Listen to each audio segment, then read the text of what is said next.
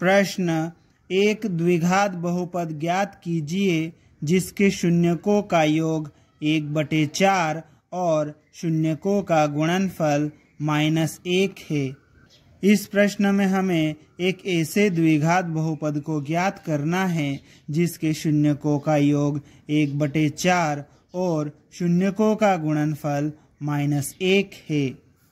यहाँ पर हमें द्विघात बहुपद ज्ञात करना है और इसके शून्यकों का योग और शून्यकों का गुणनफल दिया है, तो हम यहाँ पर एक द्विघात बहुपद और इसके दोनों शून्यकों को मान लेंगे। तो हम लिखेंगे हल, माना कि द्विघात बहुपद ax का वर्ग प्लस bx प्लस c है तथा इसके शून्यक अल्फा और बीटा है। यहाँ पर हमने द्विघात बहुपद ax वर्ग प्लस bx प्लस c ये मान लिया और इसके शून्यक अल्फा और बीटा ये भी मान लिया है। ठीक है, अब शून्यकों का योग अल्फा प्लस बीटा बराबर शून्यकों का योग 1/4 हमें दिया है, हमने इसको यहाँ पर लिख लिया। ठीक है, अब शून्यकों के योग का सूत्र होता है -b/a, ये यहाँ पर हमने लिखा और इधर से बराबर 1/4 हमने लिख लिया। ठीक है, तथा शून्यकों का गुणनफल अल्फा गुणित बीटा बराबर -1 दिया है। शून्यकों के गुणनफल का सूत्र होता है c/a, ये हम यहाँ पर लिख देंगे।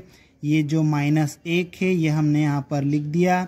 अब देखो यहाँ पर क्या हो रहा है, a का मान कितना आ रहा है 4 और b का मान -1।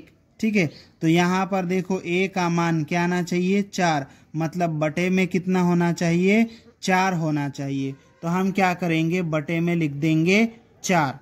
ठीक है, तो ये -1 था, इसमें 4 का भाग लगाया तो 4 का गुणा भी करना पड़ेगा। इस तरह से -1 के साथ में 4 का गुणा करेंगे तो -4 हो जाएगा और बटे में 4 लिख दिया। -4 को 4 से भाग लगाएंगे, वापस -1 आ जाएगा। इस तरह से दोनों जगह से देखो a का मान कितना आ रहा है 4 आ रहा है।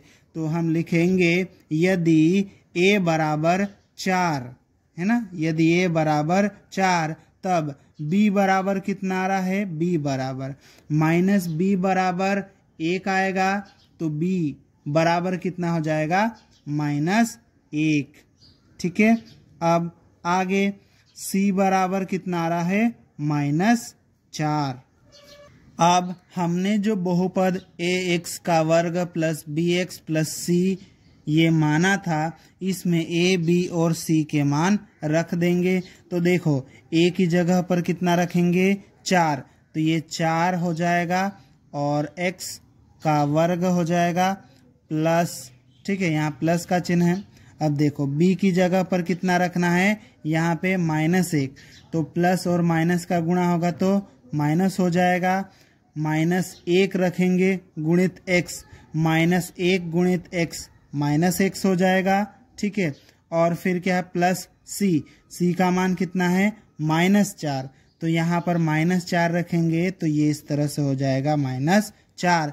इस तरह से हमारा बहुपद हो जाएगा 4x का वर्ग -x -4। इसको हम इस तरह से लिख लेंगे। अतः अभीष्ट द्विघात बहुपद 4x का वर्ग -x -4 होगा और यही हमारा उत्तर है।